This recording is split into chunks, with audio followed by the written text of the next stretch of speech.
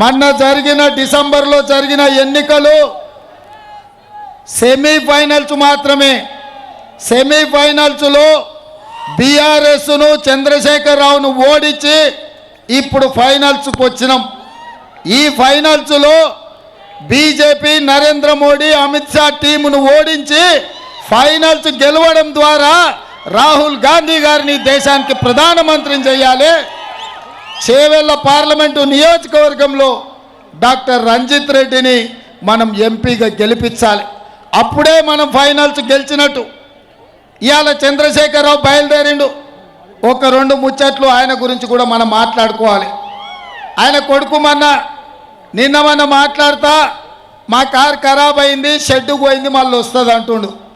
నేను కేటీఆర్కి చెప్పదలుచుకున్నా, అయ్యా మీ కారు ఖరాబు కాలే, అనుం చెడ్డది, కార్ఖానకు పోయింది, ఇంకా వాపసు రాదు, తూకం కింద ఈ పక్కనే ఉండే మా జుమరాత్ బజార్లో రాత్రిపూట తూకం కింద అమ్మాల్సిందే, ఇక మళ్ళీ వాపసు రాదు.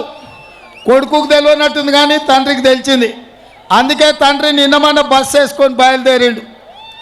ఇక ఆయన వెనకాల ఓ పక్కన జగదీశ్వర్ రెడ్డి, ఇంకొక పక్కన ఇక చిల్లరగాళ్ళు బుడర్కాండ్లని అందరిని వెంబడేసుకొని తిరుగుతున్నాడు. ఆయనను చూస్తుంటే వెనకడికి ఎవడో తిక్కలోడు తిరునాళ్ళకు పోతేనంట ఎక్కనిక దిగనికనే సరిపోయిందంట మొత్తం జాతర.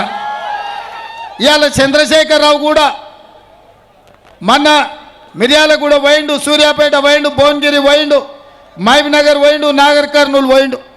ఆయన ఏం చేసిండో చెప్తలేడు. 10 ఏళ్ళు ఏం వెలుగబెట్టిండో, తెలంగాణ ప్రజలకి ఏమి అభివృద్ధి చేసిండో చెప్తలేడు. 100 రోజుల్లో రేవంత్ రెడ్డి ఏం చేయలేదు. అర్జెంటుగా రేవంత్ రెడ్డి దిగిపోవాలి, నేను ముఖ్యమంత్రి కావాలి అంటుండు. నేను అడగదలుచుకున్న చంద్రశేఖరరావును, నేను వందలాది మంది పిల్లల్ని బలిచ్చి రాలేదు, లేకపోతే ఉద్యమం ముసుగులో తెలంగాణను దోపిడీ చేసి రాలే. నీ అవినీతి మీద, నీ అరాచకం మీద, నీ దోపిడీ మీద, నీ దొంగతనాల మీద, నీ ఆధిపత్యం మీద, నీ గడీల ముందల తెలంగాణ ప్రజల్ని బానిసలుగా చూసినందుకు గజ్వేల్ ఫామ్ హౌస్లో నేను బొందబెట్టి ఈ కార్యకర్తలు ఇందిరమ్మ రాజ్యం తెచ్చారు. అయ్య పేరో తాత పేరో చెప్పి కేటీఆర్ లాగా మంత్రిని కాలే, బాజాబ్తా కొట్లాడి ప్రజల ఆమోదం తీసుకొని మా నాయకులు అందరూ మద్దతు ఇచ్చి నన్ను ముఖ్యమంత్రిని చేస్తే కుర్చీలో తీసుకున్నా. అల్లా తప్పగా రాలే బిడ్డ, నువ్వు అనుకుంటే దిగిపోనికే. నువ్వేదో తమాషా అనుకుంటున్నావు, ఏడాది తిరిగే లోపల మళ్ళీ అవుతాని. ఏడాది కాదు చంద్రశేఖరరావు, నీ జీవితంలో మళ్ళీ పదవి అనేది లేదు. నీ పదవి అయిపోయింది, నీ మందు సీస ఖాళీ అయిపోయింది. ఇక నీ జీవితంలో పదవి అనేది నీ కళ్ళతో చూడలేవు.